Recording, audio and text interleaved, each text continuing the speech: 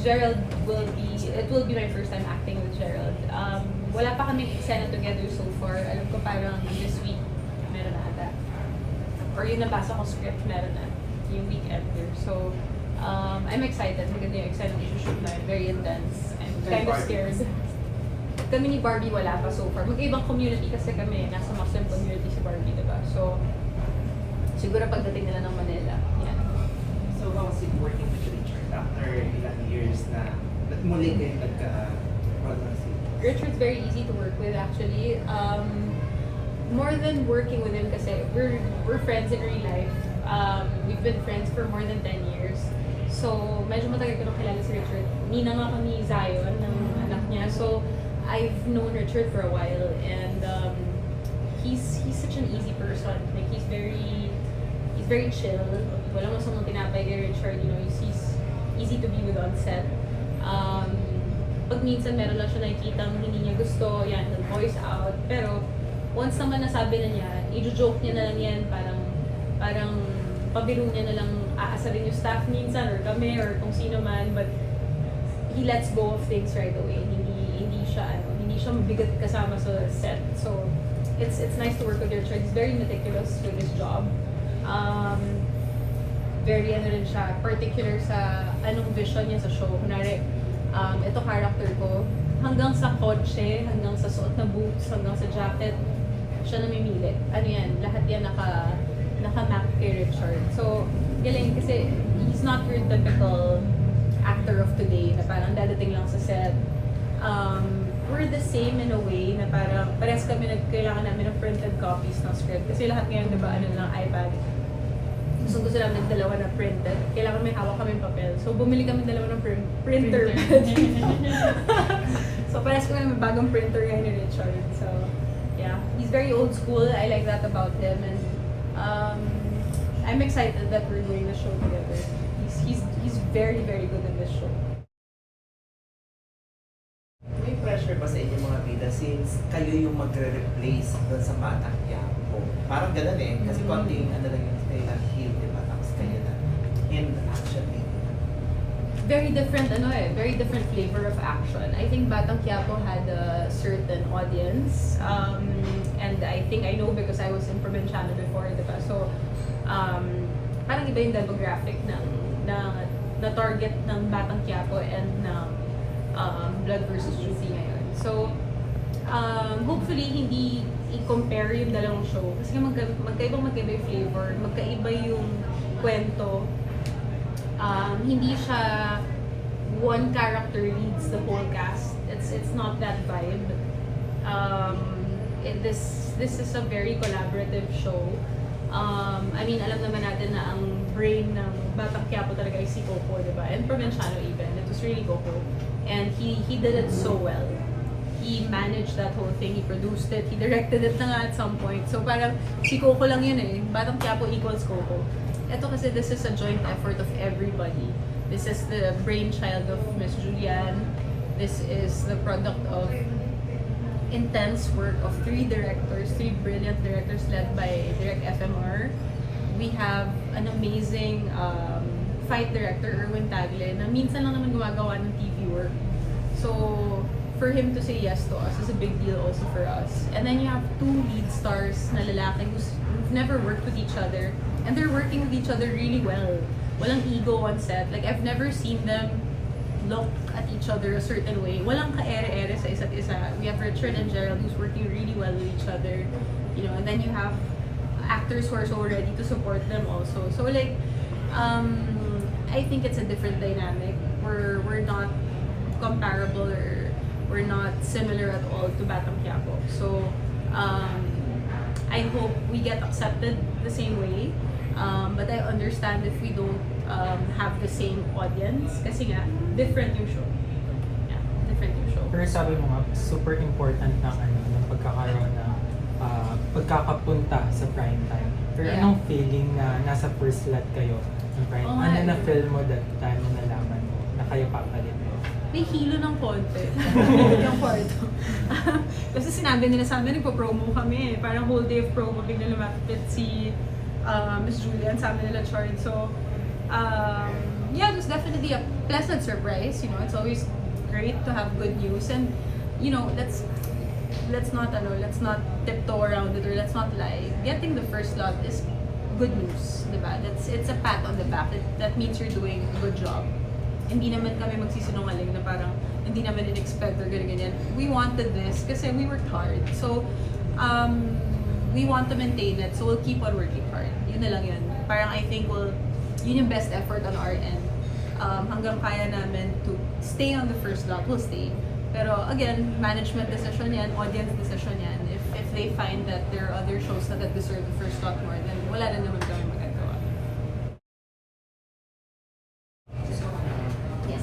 Ngayon naman, kamusta katrabaho si Baron? Si Baron, okay naman. Actually, lagi ko siya kasama sa set. Si Baron, lagi kong ka-eksena in Silent Short. So, Baron is a very different kind of actor din. Meron siyang sarili niyang process. Lagi niyang kausap si ChatGPT recently. So, very bagat si Baron right now. May Gen Z siya na ugali na tinatanong niya si ChatGPT kung tama ba yung mga ginagawa niya. So, natutuwa ako doon kasi ngayon ko lang nakita yung process na yun. Yeah, very different.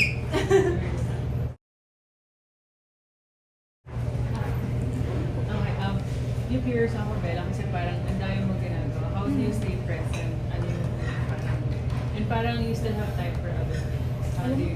Hindi ko na nga din alam. Nag-acid reflux na nga ako. Feeling ko kabado na ako sa life ko kasi parang dami kong gusto mangyari. Ay, hindi ko na rin alam. Gusto ko kumain ng kanin. Nagkanin na ako sa kabila. Nanonood lang ako mga videos sa kabilastugan para sumaya ako. Yun yung mga ginagawa ko sa life. I like ka may mga covers. Yeah. Actually, naging feeling ko online besties na kami ni Gabs. Gabs nang nickname niya sa akin. Lagi ako nag-DM sa kanya. Tawang-tawa ako sa video mo. Tapos nag-reply siya, ako din. I love kabalastagan. No, wala eh. Sabi nila, if you wanna be present, when you walk, just walk. Diba? Don't think about other things. When you walk, don't think about what you're eating for dinner. Don't think about who you need to call. So when you're walking, just walk. So yun, while I'm here, I'm talking to you guys, I'm just talking to you guys. I want to talk to you guys. I want to be here. So that's me being present. Because I appreciate you guys being here also. So I like to be present at work because I love my job so much. And I like to be present for the people who are present for me also. So it comes naturally. I think yun naman, if you like what you're doing, things come easy. Focus ka ba sa paggawa nito ng teleserye? Or do you have other projects? I have a movie coming in that's also really, really exciting. It's the first time I'm working with this person. It's a drama comedy. Hindi na naman love story, so masaya ako. But that's for another day. I'm sure makakausap ko kayo for that soon. Yeah. Bella, anong mas challenging paggawa ng movie or etong TV series? Definitely itong TV series. Especially itong TV series na to. Nakakapagod siya. Physically nakakapagod siya. Parang wala pa akong buwan simula nung nag-taping na to na hindi ako nagkasakit. Lagi ako may sakit recently kasi grabe yung pagod ng show. But yun nga, worth it pag napanood mo eh. So, okay na din. Hindi ba siya Sorry. Nakikita mo ba yung sarili mo na mag-direct ng isang episode ng Blood vs. I would love to if they let me. Yeah, I would love to. Kasi I've been watching Direk FMR closely. Kasi I love also Direk Bijoy and Direk Rico. Pero si Direk FMR, grabe yung genius niya. Like, meron talaga siyang nakikita nang hindi namin nakikita. Yung parang, Direk, ano pang pinainom sa yung gatas ng baby ka? Bakit ganyan ka mag-isip? Ang galing-galing niya. I get so excited pag nakita ko yung pangalan mo sa Unit 1 na call sheet. Kasi ako, Cover. yeah, and parang kahit wala nga ako eksena minsan, tumatambay ako sa system na feeling ko, baka na-awkward na sila. Ano ba ginagawa nito dito? Pero pinapakinggan ko yung mga sinasabi ni Direk FMR kasi minsan may binubulong siya kay Richard or sa akin or kung kanino man na nasa set right now na that's not the motivation I would necessarily go for or think of, but it works. And then you'll see it on screen, oh my God, it really works. So parang, galing. Paano niya kaya naisip to? But yeah. Kanina Krystal, nag-mention mo na may specific habit si Sir Baron na very Gen Z, very young. Yes. Ikaw po ba as a long-time actress, have you picked up younger styles of work and such? Actually, parang hindi. Parang wala pa. Baka malapit ko na rin i-pick up yung ChatGPT. Pero right now, hindi pa. Hindi pa kami friends si ChatGPT. Kasi, ewan ko ba, nag-resist pa ako sa kanya. Baka soon. Kasi nakikita ko si Baron talaga, kinakausap niya base sa script na pinadala ko sa'yo, ano masasabi mo sa, oh, kinakausap yung best friend talaga sila. Oh, galing. Parang galing kasi na-utilize niya yung ChatGPT well. So pag-analyze ng characters. I think so. Kasi sometimes, and that's good, that's a very smart thing to do because sometimes, because ikaw yung character, hindi mo ma-judge, yung parang masyado kang close. You need someone from outside the box to give you perspective, diba? So him doing that is actually a very smart move. So, alam mo baka gawin ko na yan next episode. Yun na yung Gen Z-ness ko. Pero if ever, may mga specific advice na gusto mong i-give out sa mga aspiring actors or new gen actors natin na would you love to see them yung parang utilize? Kasi very different Yeah. based din sa mga na-actor. Ako naman lagi same lang lagi yung advice ko. Study your script, study your material, come to work prepared. It's always the same thing. Kasi I think yung level din of preparation before is very different from the level of preparation now. Kasi nga, ang dami ng artista, diba, compared to before. So dati may time pa talaga kami na mag-workshop, mag-aral. And yung sinusupply din ng workshop sa'yo, ng producers, directors ng show, it's not enough. Like, do your own preparation. Kasi syempre, at the end of the day, we're all replaceable, especially here. Ang daming gusto mag-artista sa Pilipinas. If you wanna last long, I guess, do your own research, do your own homework. Show them that you love what you're doing. Show them that you wanna be here. So, anyway, I always say this, the industry finds out kung sino yung weeds, kung sino yung pinatapon. Ang natitira talaga is yung mga, I guess, yung good crops. So, prove that you're a good crop, I guess. Bela, gano'n nakatagal kayo nagte-taping dito sa Blood vs. Pasok na pasok kami sa Dole, 16 hours. Yun ba yung tanong? Hindi lang. Ilan yung bago mo? Ay, Ilan nag-base na yung kayo. But good to know. Ilan yung bago mo? Yes. Nag-start kami mag-taping ng January. Ang ganda na sagot ko, Jonah. Tinanong nila gano'ng katagal nag-taping. Sabi ko, pasok sa Dole, 16 hours. Eddie Garcia, no? Eddie Garcia, lo. Yeah, no, we started taping, we started preparing January. So, may bangko na kami ng 2 weeks. So habang tinitaping ito, parang wala ka ba, parang nagkaroon ka ng conflict sa personal beliefs mo? So far, wala pa naman. Parang wala naman magiging conflict din. Very sensitive din yung writers namin sa, I guess, pag-touch ng sensitive topics ng show. We have also, what do you call this, resource persons on set to make sure na politically correct din yung mga tinatouch namin na topics. Hindi naman kami basta-basta din naglalabas ng information na mali. Meron kaming isang episode din na parang may pinasok kami ng Muslim community na Richard and Baron as intelligence officers. May tinanong ako kay Direk FMR about kasi sa law, di ba, by law, all over the world, innocent until proven guilty ka, di ba? That's the standard. So I was asking our director, bakit ganun yung takbo nung episode na yon? And tamang-tama yung pag-explain sa akin ni Direk FMR, but I won't let you guys know yet kasi masaspoil ko yung episode. But it's so nice. And nabuksan yung isip ko na, nga pala, yun nga pala yung dahilan. Pero as an artist, do you think parang responsibility mo rin na Yeah, na definitely. ito Kaya I had is- questions also kasi I would do my own double checking din. Siyempre, yung scriptwriters din namin, pagod din sila na to come up with beautiful episodes and scenes. So, baka meron din silang ma-miss or baka meron silang words na magamit. So, personally, I think it is our responsibility to be mindful. So, I do check. Kaya din ako nagtanong on set. Pero, ang ganda nga nung sagot ni Direk FMR. So, And ito kasing, syempre hindi naman natin madedenay na political siya. Yeah. So, nangyayari din siya sa totoong buhay. Ikaw, Bella, paano mo na pag nasa-separate yung political beliefs mo sa personal beliefs mo? Pag yung family members mo o mga kamag-anak mo, iba rin yung paniniwala. yeah, especially I grew up in a family na iba-iba nga kami ng beliefs. I think the beauty of growing up in such a diverse family na is what allowed me to do this show. It taught me na at the end of the day, you are allowed to have your own belief as a person. Kasi, yun nga, my family members don't necessarily think the way I do, and I don't necessarily think the way my family members do. But we're okay. We're all okay. That means, as individuals, you know, we have the freedom to think on our own, and that's how we should accept people also. Like, lahat tayo dito, we all have our own beliefs also. Pero, hindi naman tayo nagsasakitan right now, hindi naman tayo galit sa isa't isa, di ba? We're allowed to have our own opinions. We're allowed to vote for the people we want to vote for.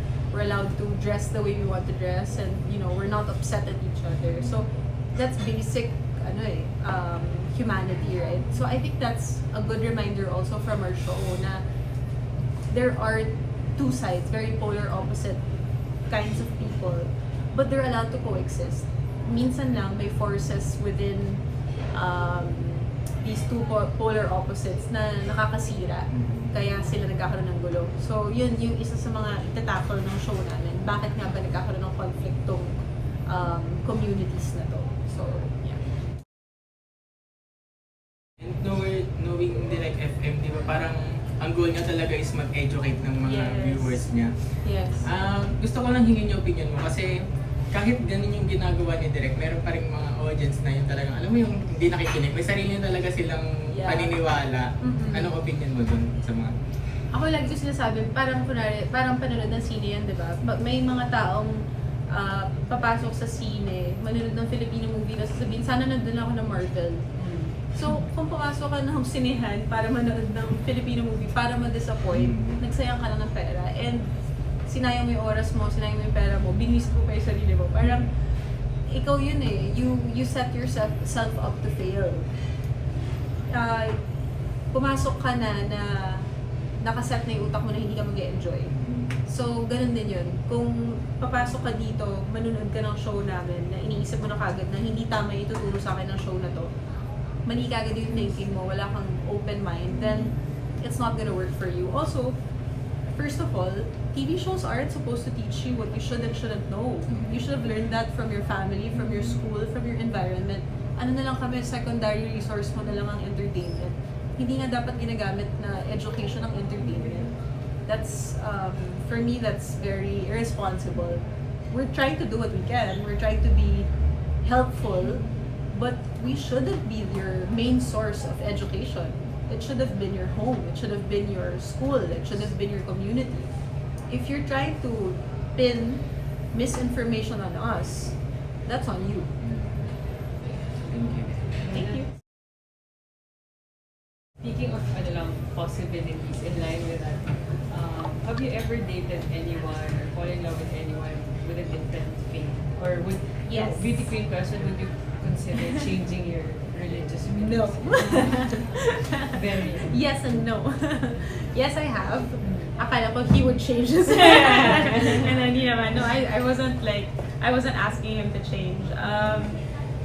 It was my recent relationship. Yeah, we had different beliefs.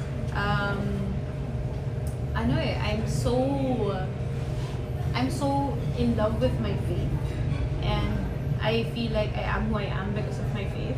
And so, to love me is because you, in a way, love what I believe in, right? So I feel like if you don't see that it comes from the God I worship, or if you can't see that I'm like this because of how I believe in my God, then maybe the love is very surface level. So, yeah. For clarification, ano yung pinapractice mo ba ngayon? I've been a Jehovah's Witness since I was a little girl. But I was baptized when I was 15. Thank you. Ay, Bella, kahabol na lang. Yes. Since ito ay blood versus duty, sa tingin mo ano yung duty ng mga Pilipino sa bansa nila, sa bayan nila? Ang duty siguro ng Pilipino ngayon ay hindi mag-isip para sa sarili. Mag-isip tayo para sa kapwa. As simple as voting, di ba? Or not voting. Sige, wag na lang voting. As simple as your decision today. Kung ano man gagawin mo today, how will it affect the people around me? Yung words ko today, yung ipopost ko sa Facebook today, yung yung sasabihin ko mga salita today sa kapitbahay ko, how will it affect the people around me? Yung pagtapon ko ng basura sa tamang lugar, yung pagkakalat ko ng chismis na mali, diba? All of these little things na akala natin petty things, they can ruin someone's day, eventually someone's life, you know? Be mindful. We hurt people so unnecessarily by our stupid actions. I think by 2026, we have to be more responsible now. We all went through a pandemic. The fact that we're here, we survived the pandemic, right? A lot of people passed away in the last couple of years. People close to us. And then we went through all of that na parang wala nangyari. And there's so many things happening globally right now. There's literally a war at the Gulf. And we're acting like nothing's happening here. Ang problema pa rin natin dito is chismis or sinong dinidate nito, anong ginagawa nitong taong to. Why? Why is that our concern? Be concerned with your life, you know, try to be a better person. Work hard, ask for what you deserve from your government because you're paying for your taxes, right? I think there are so many things we can involve ourselves in na will make our lives better and make our communities better without harming anybody else. Be proactive. Kahit community effort lang, hindi kailangan on a big scale. Hindi mo kailangan magwelga sa, I don't know, sa EDSA, you know, you don't have to bring out megaphones. Kahit magwalis ka lang sa barangay mo, it will brighten someone's day. I don't know. There's so many things you can do if you want to do something. Thank you. Thank you. Question, mag-catch up ka ba kila Kim at Angelica? Since Yes. pareho kayong lahat may show ngayon eh. Yes, and sobrang busy lahat. Actually, I saw Angelica nung taping namin ito, nung first leg namin, kasi sa Subic kami kung nag-taping. So, nabisita ko pa si Angge. Si Kim naman, ang huling kita namin ay Chinese New Year. Medyo tagal na rin. Yeah. And next month, birthday mo na. Ano yung birthday wish mo? World peace, siya. Ang wish ko ay matupad ang wish ni Miss Cara David. Na-joke na. Na-meet ko kasi si Miss Cara David last 2 weeks ago. Grabe, nag-fangirl ako ng malala. Nanginginig ako. I was so neural. She's so smart. Ano ba? Wala, hindi naman nag-celebrate ng birthday, but I just wanna have a good day. Yeah. Saan yung Philly Pride niyo?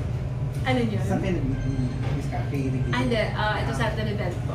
Yeah. Pero nag-Ricky kayo, di ba? Yes. Kumusta na? Masaya. Matagal na kasi. Ako 2017. I don't know kung anong batch si Miss Cara nag-Ricky, but ako rin 2017 batch ako. Masaya naman. So, reaction po dun kay Kim tsaka kay Kim, Angelica, na nagdo-dominate yung mga show niyo sa ibang platforms ng ABS. Your reaction po? I'm so proud of everyone, of us girls. Si Angelica did something amazing with her show. That's breakthrough, diba? To do a show na for a totally different community. And she learned how to do sign language, Filipino sign language for her show. So, galing. Tapos yung genre niya pa ay kakaiba din. So proud of her. I know she worked hard on this show. Actually, pinag-uusapan namin yung silent noise nung nandun kami sa bahay niya. Tapos kinukwento ko naman tong Blonde versus Beauty sa kanya. So, na-excite ako for her kasi she's been so driven for her comeback. And she kicked off with a great start with her MMFF entry. We all know how amazing she was in that role. And now, meron siyang ganitong performance sa silent noise. So, parang ako wala eh, bow down ako kay Angge. She always gives like 800% in all her efforts in all her projects. And the same with Kim. Si Kim, halos hindi nagpapahinga, diba? She's always on the go. She's about to kick off a tour with Paolo. So, mabibisi na naman siya, hindi na naman namin siya makikita. But also, her show is on prime time again. So, galing, parang it's sad that we don't see each other as much as we would like to, but I'm also very, very proud of, you know, how hard everyone's working. Yun naman yung gusto namin gawin. Last question from you. You wear so many hats. Is there anything else on your bucket list na gusto mo ba? Achieve. Or any projects? Siguro one day I want to go back to school. Tapusin ko lang, para lang hindi siya iwan lang doon. Kasi right now, nakahang pa rin siya. May specific course. Siguro I want to continue the course I was meant to, journalism.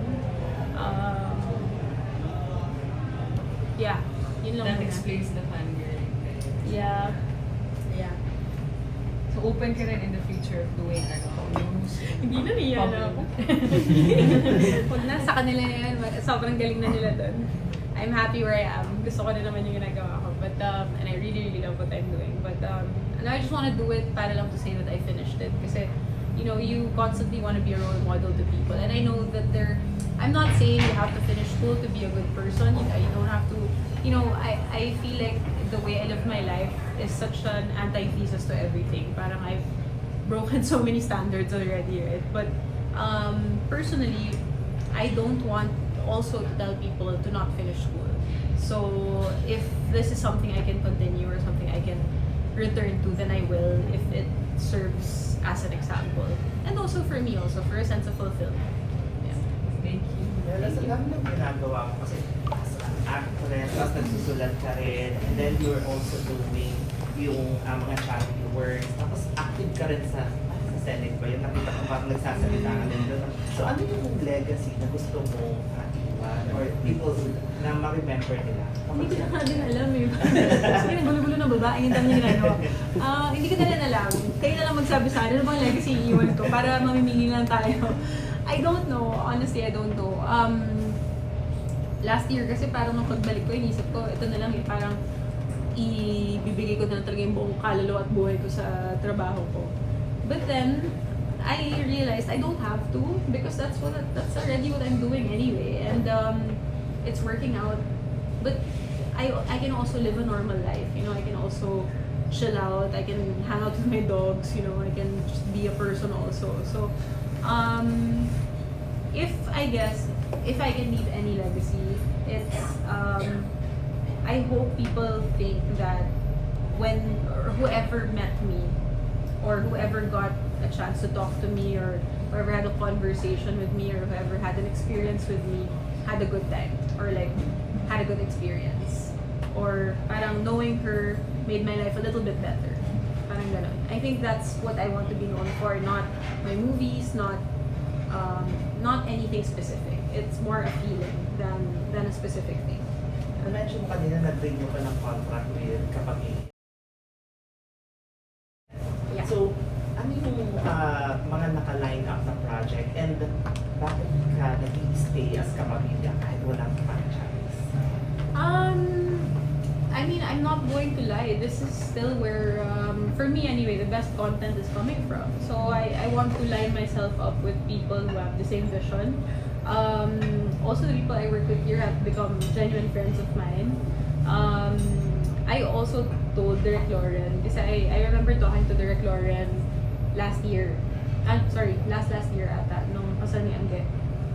And we had this conversation and then nag-usap kami nung nasa London na ako. And he told me something I needed to hear in that moment in my life. But I was going through something. My dad just passed away, you know, like I was very sad. And I had a very meaningful conversation with Direk Lauren, not even about work specifically. And I remember thinking, you know, wherever Direk Lauren goes, I'm gonna follow him. Like, whether he's with Star Magic or whatever agency, I'm gonna go where Direk Lauren goes. So, when I was given the chance to, nung natapos ko na lahat ng kailangan ko tapusin, and I was free to choose where I wanted to go, I chose Direk Lauren and where he was. So that's Star Magic and ABS-CBN. So, I think, like what you were asking about legacies, right? Direk Lauren gives that. He gives that. Knowing him gives you a good feeling. So, I feel safe around Direk Lauren. So, I know that I made the right choice being with Star Magic and with ABS-CBN because of him. So, yun. If ABS will grant a project for you, ano yung i-wish mo na project na sana ito magawa? Gusto ko gumawa ng parang Muro Ami, pero babae. Nasesa mo pa. Yeah. Or pwede yung bata doon, lumaki na siya, ako na siya. Yung batang muntik kainin ng shark. Ano ba pangalan nun? Naalala mo yun, Casey? Napanood mo ba yung Muro Ami? Di ba may bata doon? Tapos hindi niya inamin na babae siya, tapos kakainin na siya ng shark. Inalbo. Kaya mas nagka-period siya. Ako na lang yung paglaki. Mahilig kasi ako lumangoy. So, yun. And pero ka ba gusto makasama? Or kahit hindi sa bro?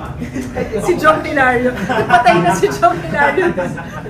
Di ba namatay siya dun sa lambat? Si John Hilario po, sa multo. Sa Muraan. Actually, horror na po ito. Hindi. Wala naman kahit sino. I'm happy to work with anyone. I'd love to work with, like, pero sinasabi to, lagi tinatanong sa akin, I'd love to work with Kim and Angelica. Yeah, pero siguro yung comedy, hindi something heavy. For younger generation, sino yung pinaka-ayaw mo na? Pwede ko ma-cover. Nakatrabaho ko dapat makakatrabaho pala, hindi kami natuloy. Makakatrabaho ko dapat si Krystal Reyes. I wanna work with her. As like a younger version of me. Mess. Huh? Crystal Mess. Mes. Yung nag-direct ka before na. Siya yung nag-star. Apple of my eye. No, not that one. Sorry. Mess. Ano ang apelido ni Krystal from PBB? Mess. That's the one. Sorry na, ako yun. Millennial na ako. What's your last name? Mes. Mes. Okay, that's Krystal. But also Krystal Reyes is also very good. But Krystal, Mes. And, who else? Who else? I love Caprice. She's so cute. Tsaka ang cute ng mukha niya. Sa boys. Kapit.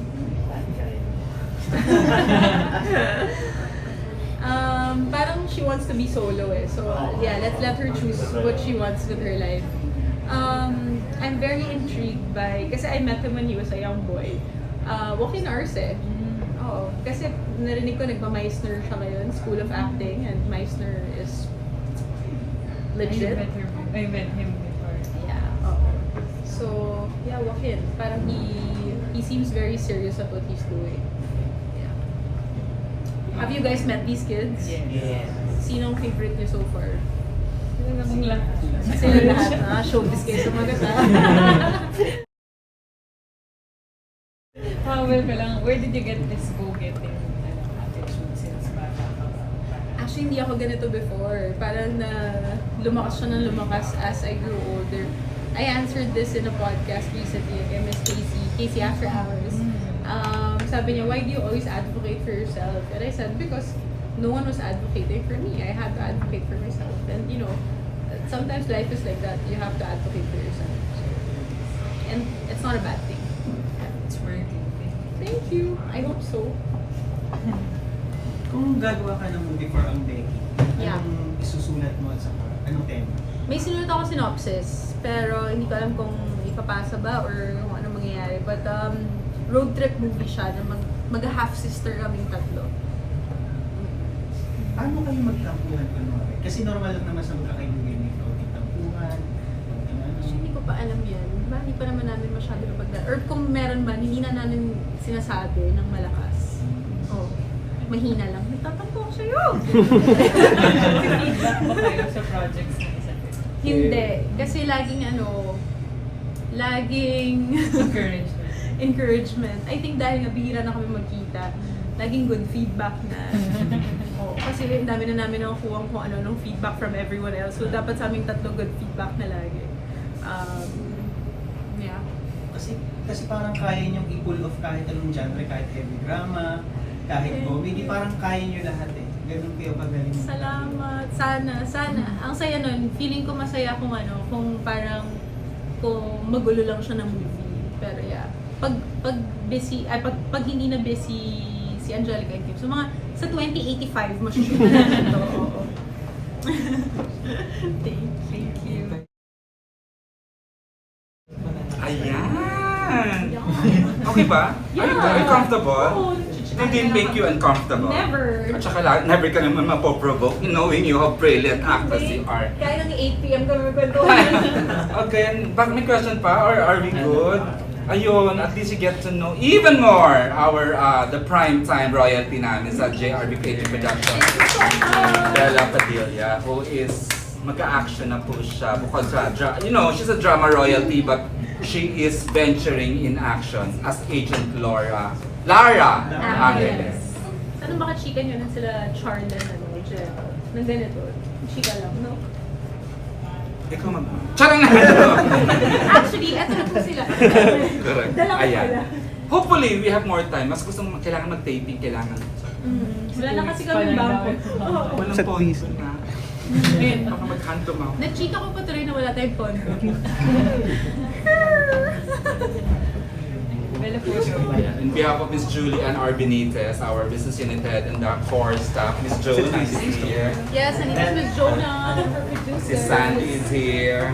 Si Kiana for fun is here. And of course, si Sandy Kiana. Mali pa yung apelido na sabi ko, sinong bata na gusto ko makatrabaho? Sabi ko, Krystal Reyes, Krystal Menes pala. Gusto ko rin. Pero at least naka-work mo naman si Krystal. Bet So, ko ako yun. hanggang workshop na inabot namin. Hindi ako natuloy dun sa show. Kakatawa nag-present ako tapos nandito ako. Hindi, it's okay, nakamute sila. Nag-work na nga si Krystal. Pero may parang pareho kayo medyo We were Ayaw, supposed wala to na. be in What Lies What Lies Beneath. Beneath. Siya yung batang ako. Tapos nung workshop, they made us do this acting challenge together. Galing-galing niya. Kasi gusto ko siyang palakpakan. Ang galing mo naman. Hello, teacher. Pag na-meet niyo siya, pa sabi, final ako. 1, 2, 3, isa pa. May love team na ba siya si Krystal? Si Mikel. 1, 2. Si Caprice daw. Caprice. Caprice? Caprice daw. Caprice. Tip naman. Marami siyang words of wisdom sa loob. Talaga si Krystal? Or si Caprice? Like you're not supposed to chase men. Oo, may strong independent woman vibe si Krystal. Pa-invite naman. Tonight. Alright. Yes. Mga kapamilya, tonight na po ang Blood vs. Judy sa prime time after TV Patrol. Sana po manood kayo. Hindi rin daw. Mag-star side Patroller view ka daw. daw tonight. Yes! Magka-countdown kami to ano. So special yun kasi di ba journalism? Yes, actually every time nag-Star Patrol ako, kinikilig ako ng very, pero kabadong-kabado din ako. Parang huwag na lang ako. But it's fun. It's fun naman. Baka maging si Jeff Canoy din ako. Emil Ito panood. Emil ang ginay-post yun. Mapapagalitan ako ka rin sinasabi ko. Okay. Alright. Hello mga kapamilya, Bela Padilla here. Ako po si Agent Lara Angeles sa Blood vs. Judy at mapapanood nyo na kami sa Primetime Bida mamayang gabi pagkatapos ng TV Patrol.